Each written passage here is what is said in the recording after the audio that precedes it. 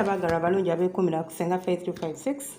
Olunaku olwaleero nziza okwogera ku mwana muwala. Actually ebintu bino bibadde bitrendinga nga nsazeewo obutabibwa budde nga mbiraba. At first nasooka ne ngamba n'ogamba ono omwana aninza okuba nga si yeye. Waliwo akatambi akabadde ka trending ennaku ezo eziyise ak'omuwala eyadeetinga Kats gwe bayita Faith. Then Joe okubikkiriza nti bituufu Joe baamututte mu ddwaliro nga bamukutte n'empulira n'eddoboozi lye ng'eddoboozi lye oluli limakinga kuba kusooka byali bifaananyi ne bu audios. So nga ki kyenziza okwogerako? Ebiseera ebisinga tugenda ne tugwa mu nsobi nga tulaba. Twagala abantu ne tubeera excited about abantu be twagala ne twerabira nti waliwo consequences ezijja nga mumaze okwagalana. Bwe mugenda mu kikolwa ky'omukwano ne mwegadanga waliwo ebijja.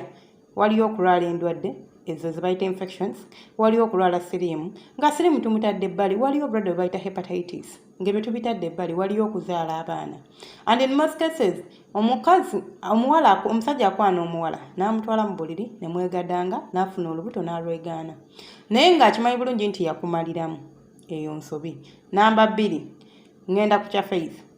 Omusajja kwana n'akulaga ssente oba ng'alina status, alinza n'okuba nga ne ssente talina naye ng'alina status. Twagala feemu abaana abawala oba abaana abalenzi kubanga era mpulidde n'abalenzi abalwadde obulwadde buno naye nga si nti oluusi gwalina mukwano tuba yali laavu. Nedda, yagenda lwakuba nti serebu, yagenda nti lwakuba nga yali ayagala ssente, lwakuba yali ayagala status y'oyo omuntu nti bagenda kundaba ndayitinga muwala wa gundi, bagenda kundaba nti ndayitinga omukazi akola mu bbanka, bagenda okitegeera just kweraga nga beweeragirako. They don't care, abantu tebatufaako. Tosobola kusanyusa mitima gy'abantu lubeerera. Ogenda kweraga ssaawa zino eno oneragireko ninze ne bonneragirako nja kwigwana we mbakwanye oli munene oli wakabi, ebyo bigenda okukoma ekyate nja kulaba akusinga. So mikwano twandibadde tuvaliwenga obulamu bwaffe. Obupiira gye buli if twagala okwegatta, obupiira gye buli. Okwegatta kya butonde ate tukyagala tebayizawo kirungi. Nze ngambanya abantu okwegatta kirungi nnyo naye tunuulira ebintu ebisobola okuva mu mbeera eno. Ekyokubiri, bw'oba bakebedde n'okizuula nti oli mulwadde si ggwe asoose ate si ggwe asembayo, kkiriza omire eddagala. Tewali kyogenda funamu. Bannange siriimu aluma, banaye siriimu aluma. Waliwo abaavuddeyo nga bagamba nti ono omwana alinza okuba ali under drug influence biki newoba nga drugs zaakusuula eddalo. Oyo omwana alina okuba nga oluusi mulwadde kubanga Kats yavaayo n'agamba mulwadde. Sigambe nti buli eyeebaka n'omulwadde wa siriimu afuna obulwadde. Nedda, si buli eyeebaka n'omulwadde nti afuna obulwadde n'alwala. Nedda, nze ndabyeko abantu nga yali adeetinzeeko omulwadde ye n'abeera nga mulamu bulungi nnyo. So Katonda waba akuwadde omukisa nga ssaawa zino tonnafuna bulwadde obwo tobwegomba.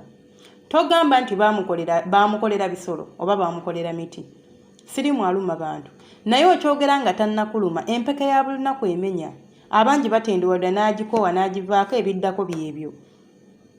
Naye ate waliwo n'okudeetinga omuntu ne bakuwooninga. Bannange bagamba nti ewali omukka tewabula muliro. Abantu ne bayogera nono nayogera. Sometimes osobola okwefumiitiriza n'ogamba naye lwaki kiri bwe kiti.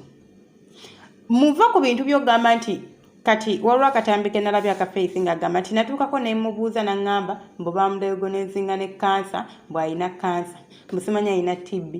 Lwaki omusajja woba omwagala nga naawe akwagala ng'olaba ebintu bino kuba they were chances okuba nti baali basobola okwawukana ng'akyali mulamu. Bino ebintu bya way back 2019 2020 kati tuli mu 2023. Ssaawa zino obulwadde buteekinga toll over your body. So woba weezudde ng'oli mulwadde mmere eddagala. Bw'oba osobola okweprotectinga ku bulwadde kozesa obupiira baabukolera bantu. Mukozese kondomu, use kondomu nga munyumirwa biyite ntya nga munyumirwa okwegadanga. Mukozese obupiira bannange, tewali kye bubajjako. Bw'oba omanye nti you are not sure about someone's status tomala geebaka naye. Banji kale waliwo ajja okugamba nti nali under influence y'omwenge, nali siri mu bwongo bwange, naye waliwo naffe abasalawo ng'oli mu bwongo bwo n'osalawo genda n'omuntu nga mu butuufu toli sure about status ye. kati waliwo ate abasalawo okugenda n'omuntu nga n'okubanga okiwulira nga bakyogera nti gundi mulwadde n'ogamba tebalina kye baŋŋamba. Lwaki tosooka n'omugamba ddala? Lwaki nkubuuza n'oŋŋamba nti ndi mulamu, then oba oli mulamu, give me the chance tugende mu ddwaliro bakukebere. Ate sirimu, nze ndyesalirewo tugende mu lisooka tugende mu lyokubiri bakebere, kubanga onjagala bakebere batugambe nti oli mulamu oba oli mulwadde, then tulabe way forward. Waliwo abantu abaagala abantu nga balwadde ng'akimanyi nti mulwadde naye nga batuuse ku nzikiriziganya. Tujja kwekuuma bwe tuti ne babulira kuba waliwo couples nga omu mulamu ng'omu mulwadde naye ng'ate beewasa nga bakimanyi ate ne bakikuuma, although si kyangu naye nga kisoboka. So kkiriza omuntu bamukebere, naye omuntu eyali anyirira, omuntu eyali atunulanga amata ssaawa zino okubeera ng'otunula bw'otyo, bannange kituwa ekyokuyiga. Tuleme kutunula butunuzi na kuwandiika quick recovery na kugamba Katonda amusaasire, simanya tumusabire sala. Tujjemu ekyokuyiga. Situations zino zituukawo ebiseera ebisinga nga zirina kye zitulaga. Ssaawa zino waliwo omuntu ali mu relationship eyo ebbali nga naye tafaayo, nga n'omuntu gw'ayagala bamugamba omuwala oyo mulwadde, omusajja oyo mulwadde, naye kubanga omusajja alinamu ettooke nga tayagala kumanya, n'atafa naye okugamba nti gundi tugende batukebere. Kubanga alinza omugamba namugamba nze ndi mulwadde, ekigambo kyange ky'oba otwala bali be bakwagala oba nze nkwagala. Yes, engeri gy'ongambye ntwala ekigambo kyo nange wenkusabire tugende batukebere. Oba proving wrong nti oli mulamu. Ate nammwe abantu abalwadde bw'okimanya nti oli mulwadde kozesa akapiira.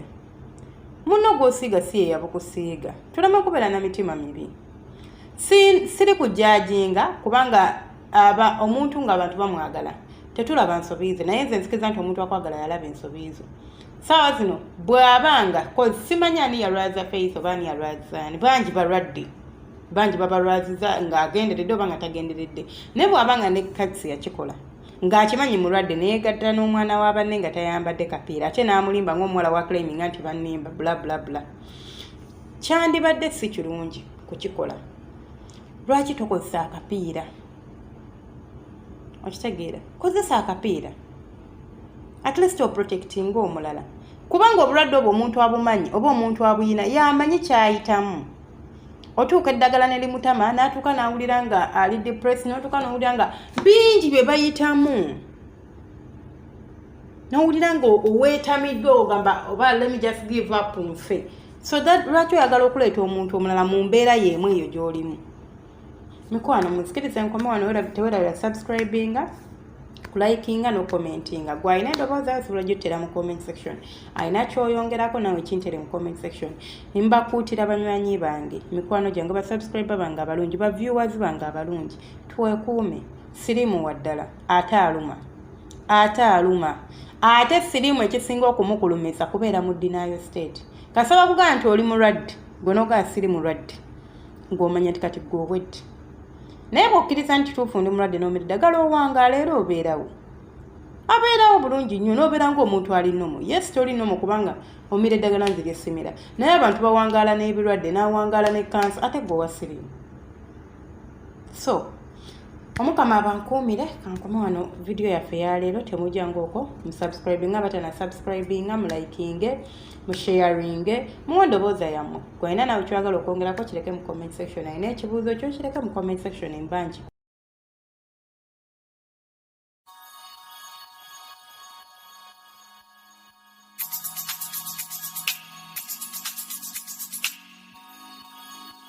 Yeah.